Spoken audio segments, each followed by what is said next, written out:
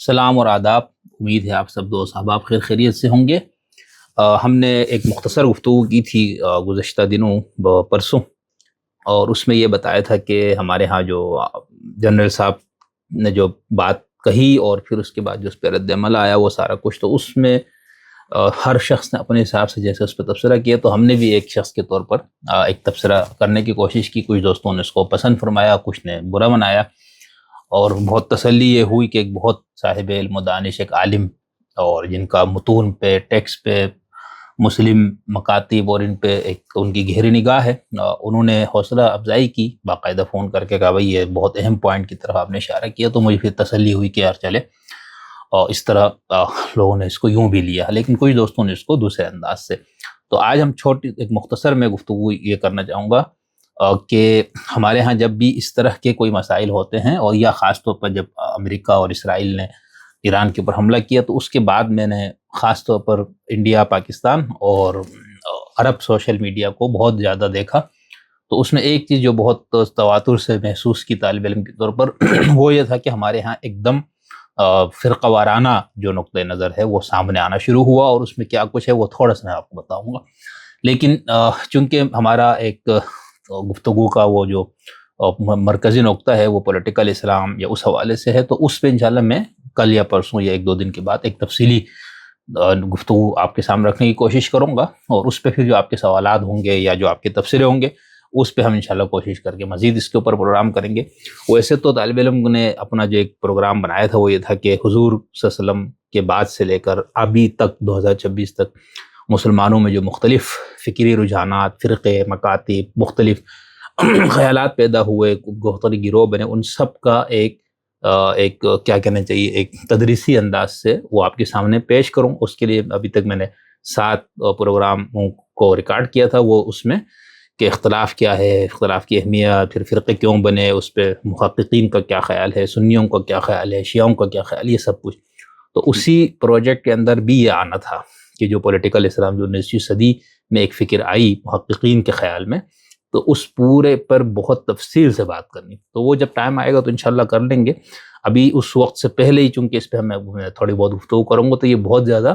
باحوالہ اور اس طرح سے نہیں میں کروں گا، بس جو حاصل مطالعہ وہ آپ کے سامنے، وہ میں جب کل یا پرسوں اس پہ بات کروں گا۔ آج جو ایک گفتگو کرنے کے لیے میں آپ کے سامنے حاضر ہوا ہوں وہ یہ کہ جب یہ ہوا شروع، اور پھر اس کا ایران نے جب خلیجی ممالک خاص طور پر کویت، سعودی عرب اور بحرین اور یہاں تک کہ عراق کے اوپر بھی امریکی ان کے بقول کہ ہم نے ان کے اڈوں پر یا ان کے مفادات پر ہم نے حملے کیے، تو جب یہ ہوا تو پھر وہ ایک تقسیم جو ہمارے ہم مسلکی وہ بہت ابھر کر سامنے، اس میں ہم نے یہ دیکھا کہ بہت سے لوگوں نے بہت کوشش کر کے وہ جو بہت پرانے ہمارے ہاں کے جو مسائل ہیں ان کو دوبارہ لے آئے، دشمنان صحابہ، دشمنان اہل بیت، دشمنان فلانا، رافضی تو ایسا ہے، اور ان کا تو یہود سے تعلق، اور ان کا ان سے پھر ادھر سے حملے شروع ہوئے جوابی۔ تو عرب سوشل میڈیا پہ بھی جو اس قسم کے سوچنے والے لوگ، ان کو بھی میں نے دیکھا کہ انہوں نے پورا جو اپنا زور لگایا وہ یہی تھا کہ رافضیت، شیعت، فلانا، اور یہ کیا ہے، اور پھر دوسری طرف والوں نے کہنا شروع کر دیا تم لوگ بھی ناصبی ہو، صہیونیوں سے تم ملے ہوئے ہو، اور تو تمہاری تاریخ ہی پوری اس طرح ہے، فلانا۔ تو اس میں نے یہ دیکھا کہ خاص طور پر دونوں طرف یہ چیز نظر آئی، لیکن سنیوں کی طرف سے میں نے دیکھا کہ جو جواب دے رہے تھے، جو اس طرح سے لکھ رہے تھے، اس کے اندر زیادہ تر لوگوں نے فرق ملحوظ نہیں رکھا کہ خود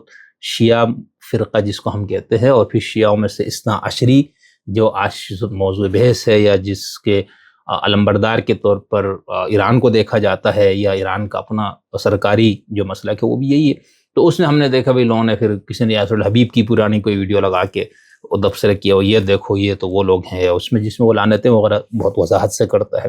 اور اس طرح کے کچھ اور۔ تو میں نے سوچا کہ تھوڑی سی اس پہ ایک مختصر آپ کے سامنے معروضات پیش کروں کہ جب ہم کسی بھی فرقہ کو دیکھتے ہیں تو وہ فرقہ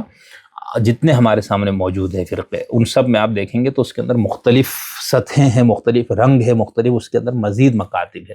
تو اس طرح کی موضوع پر گفتگو کرتے ہوئے طالب علم کے شاید اگر ہم اس کو سامنے رکھیں تو آسانی ہوگی۔ جیسے اگر ہم خود شیعوں کو دیکھیں تو جیسے میں نے کہا زیدی، اپنا کیا نام ہے، اسماعیلی، پھر اسماعیلیوں کی مزید شاخیں ہیں، پھر ہم اس کے اندر جا کے دیکھتے ہیں زیدیوں کی مزید شاخیں، پھر اثنا عشری، پھر اس سے پہلے تاریخ میں بہت سے فرقے جو ختم ہو گئے، علوی جو ابھی بھی موجود تھے، دروزی بھی جن کو کہا جاتا ہے۔ تو جب ہم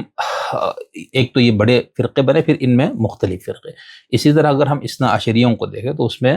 اگر ہم یہ ذہن میں رکھیں کہ جو ہم اثنا عشری کہتے ہیں 12 امامی شیعہ، تو اس کے اندر بھی یاسر الحبیب کو پیش کر کے آپ ان سب کو نمائندہ نہیں بنا سکتے، اسی طرح عبدالحلیم الغزی کو پیش کر کے سب آپ اس کو نمائندہ نہیں بنا سکتے، یہاں تک کہ خوشستانی کو بھی آپ مکمل یہ نہیں کہیں گے کہ ان کی الف سے لے کر یہاں تک جو بھی بات ہے وہی اثنا عشریت، یہ سب اجتہادات ہے، ان کے سوچنے کے انداز ہے۔ اسی طرح خامنہئی صاحب اور خمینی صاحب سب کا یہ کیس ہے۔ تو اس لیے طالب علم نے ایک تقسیم کی ہوئی ہے خود اپنے سمجھنے کے لیے، اور جیسے آپ نے دیکھا ہوگا میرے کچھ دوستوں نے اس کو تھوڑا مذاق میں بھی لیا ہوا کہ بھئی کون سا آپ کیا بتاتے ہیں، فلانا فلانا فلانا پورا نام،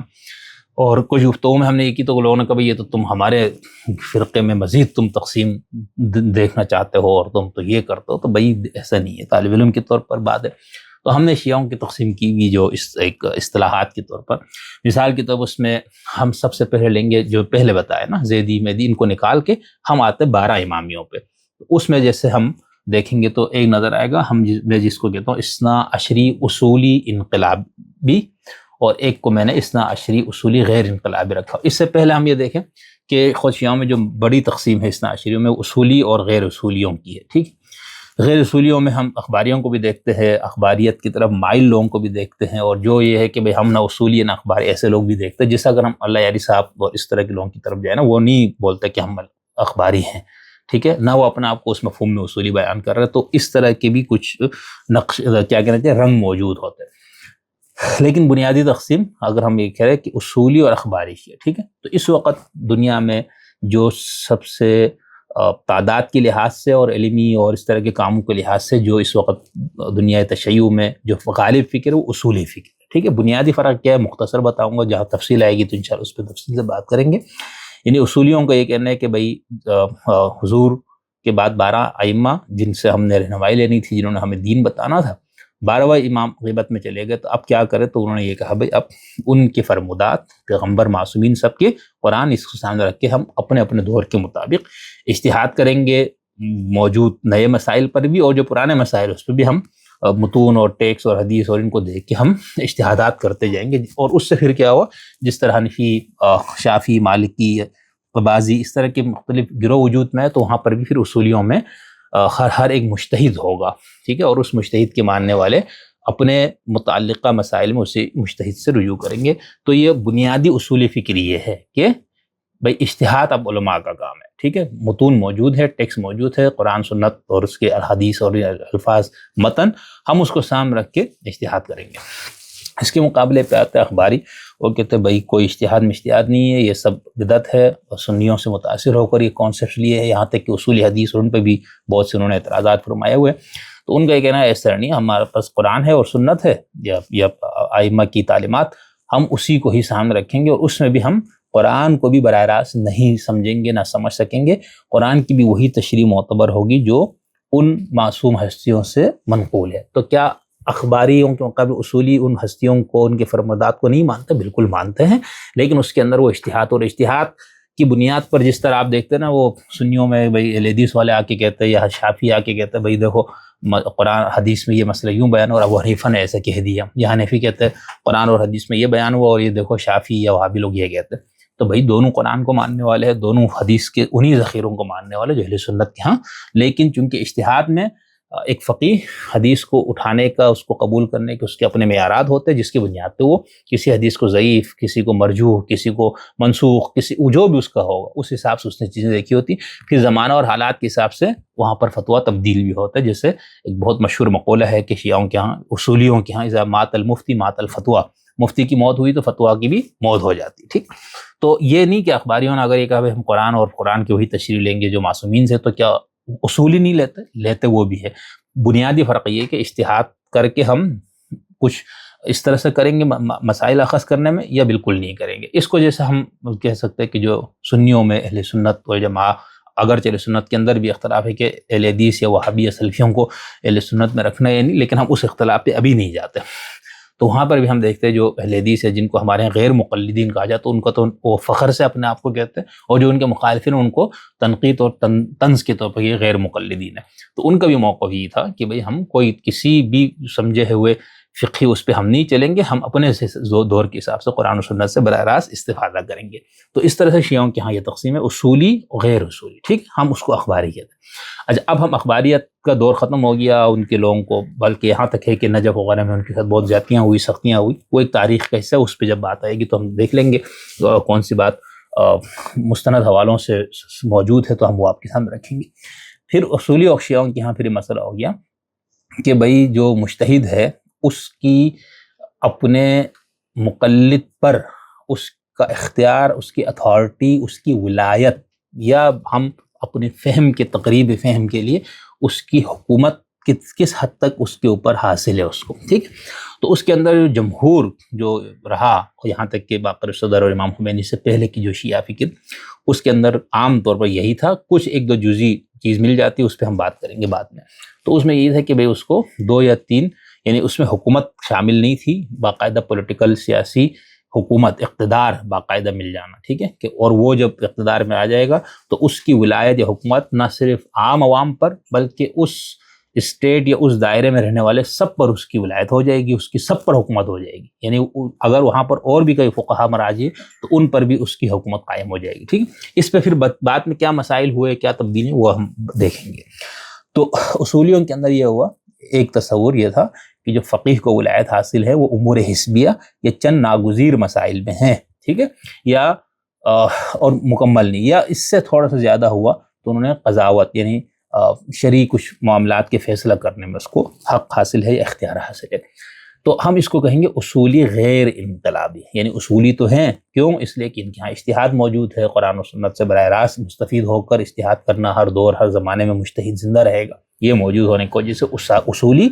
لیکن چونکہ وہ اس کی ولایت کو محدود مانتے تو ہم اس کو اپنے سمجھنے کے لیے رکھیں گے غیر انقلابی، ٹھیک۔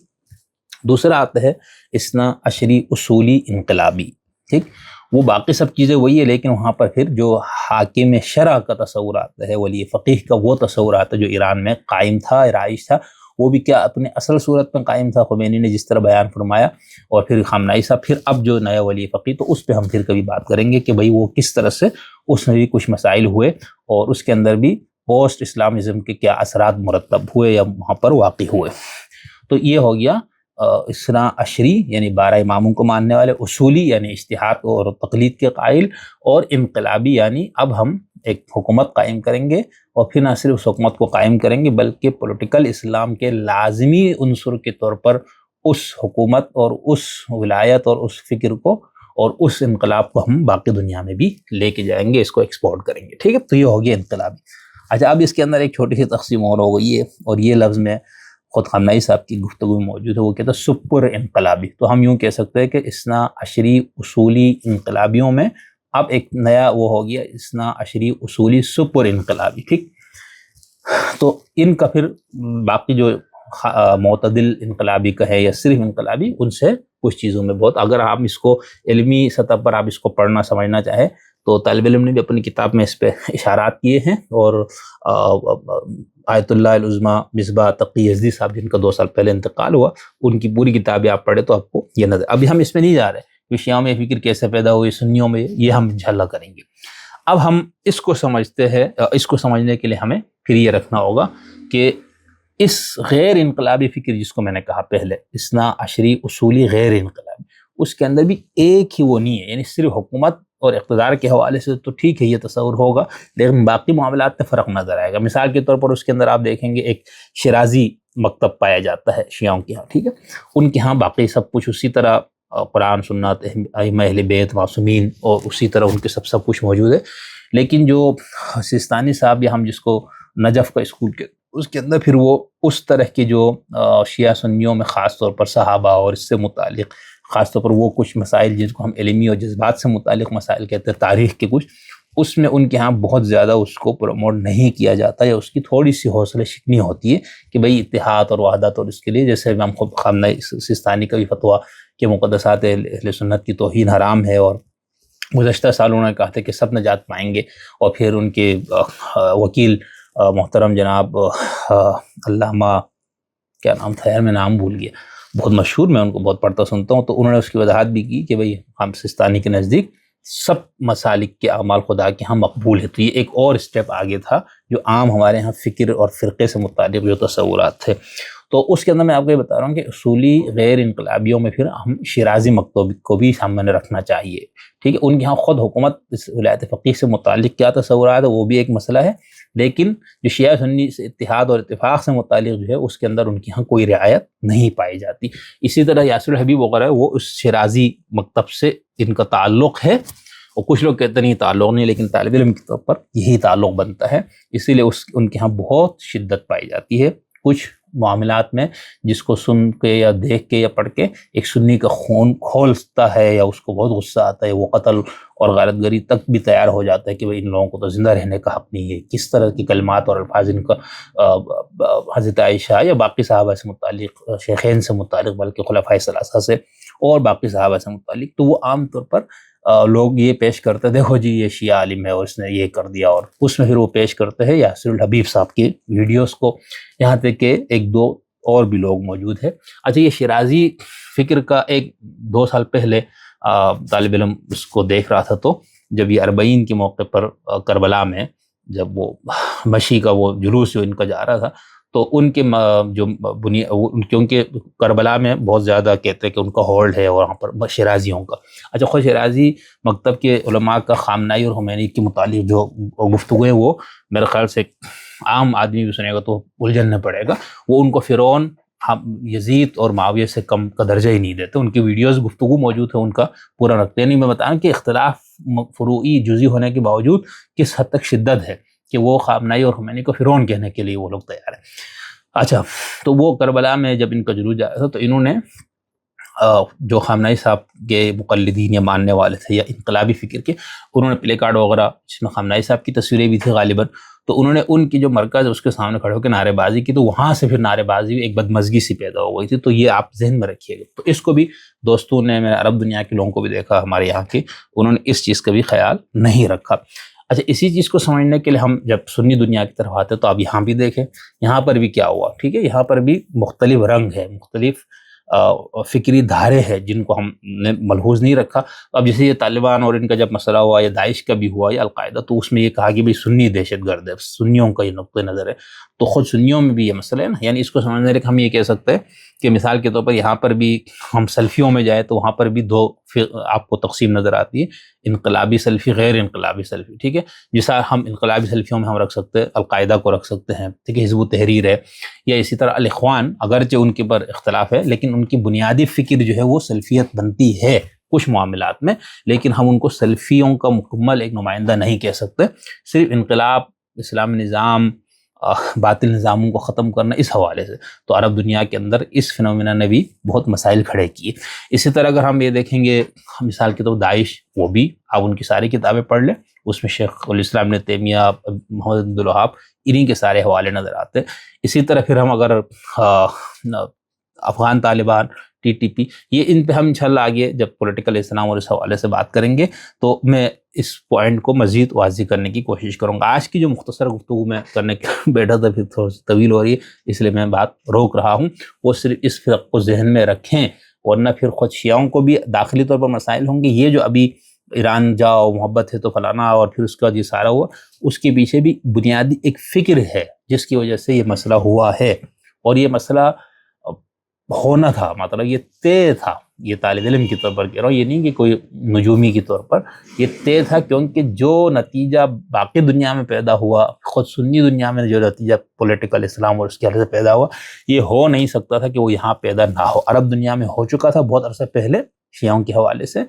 پاکستان میں یہ پہلی بار یہ چیز بہت کھل کے سامنے ہوئی ہے، لیکن اس میں بھی ابھی تک طالب علم تو میں جو دیکھ رہا ہوں لوگوں کی تبصرے ہے وہ اس پوائنٹ کی طرف تھوڑا سا کم ہے. تو اس لیے میں نے کوشش کی ہے کہ اس کو ایک مرتبہ واضح کروں کہ یہ جو آپ لوگ فرقہ وارانہ بنیاد پہ شروع ہو جاتے ہیں یا اس پہ، تو اس میں یہ فکر کو ذہن میں رکھنا ہے. یہ فکری چیزیں بہت اہم ہوتی ہے، نہیں کہ اور اسی لیے میں نے دیکھا کہ عرب دنیا میں کافی کام بھی ہوا، یعنی الاسلام السیاسی، اس کے اوپر ہمارے ہاں تو بالکل نہ ہونے کے برابر ہے نا، بہت کم کام ہوا ہے. تو وہاں یہ کام بہت ہوا، اور وہاں پر یہ ساری چیزیں موجود ہے ان کی اکیڈمیا کے ہاں. اور اسی کے اندر وہ جب ولایت فقیہ کو دیکھتا تو ان کے ہاں بھی جو اہل علم، اہل دانش یا جو محققین کا طبقہ ہے ان کے ہاں یہ چیز بہت واضح طور پر موجود رہتی ہے۔ اسی طرح کل کسی دوست نے لکھا تھا کہ بھئی ہم نے تو یہ پڑھا سنا ہے کہ اب عرب دنیا میں شیعوں کو نوکری نہیں ملتی، یا جس کے نام پہ حسن حسین وغیرہ ہو، یہ ہم نے بھی پہلے سنا لیکن مجھے پاس اس کا کوئی ثبوت وغیرہ نہیں ہے۔ لیکن اگر ایسا ہوا بھی ہے تو ہم نے ان دوست کو یہ لکھا تھا کہ اس کی وجہ بھی صرف شیعہ نہیں ہے، یا پھر صرف یہ نہیں ہے کہ یہ بندہ عقیدے کی طور پر شیعہ ہے تو اس کو یہ، کیونکہ ان ملکوں میں بھی رہتے ہیں نا، تو ان کو ظاہر تو اس طرح سے جبر اور تشدد اور نہیں ہے، یا نہ ان کو یہ ہے کہ وہ اپنے عید ماتم وغیرہ بھی نہیں کر سکتے۔ اس سب چیزوں کی جو جتنی حد تک آزادی مل سکتی ہے ایک ملوکیت میں، ایک بادشاہت کے اندر، اتنی موجود ہے اور پہلے تھی اور اب بھی ہے۔ لیکن مسئلہ پھر اس پولیٹیکل اسلام کے تصور نے پیدا کیا۔ تو بھئی اتنا میں پولیٹیکل اسلام اور یہ سب کہہ رہا ہوں، تو یہ ہے کیا، اس کے اوپر تھوڑی سی تفصیل سے انشاءاللہ ہم پھر بات کریں گے۔ آج پتہ نہیں میں نے یہ سب چیزیں پڑھ کے میرا خود ذہن خراب ہو رہا تھا، یا ایک الجھن میں تھا، یا ایک فکر لاحق تھی کہ بھئی کہاں سے اس جنگ اور اس پورے پس منظر میں فوراً تم وہی رافضی، غیر رافضی، شیعہ سنی یہ تفریقے کیوں پیدا کر رہے؟ تو اس کے لیے میں نے کہا کہ اگر آپ نے کرنا بھی ہے اس حوالے سے تفسیر گفتگو، تو اس تقسیم کو ذہن میں رکھے، داخلی تقسیم، انقلابی، غیر انقلابی، سپر انقلابی، غیر انقلابیوں کی مختلف داریں، تو پھر آپ کے لیے آسانی ہوگی، ورنہ پھر الجھنیں رہیں گی۔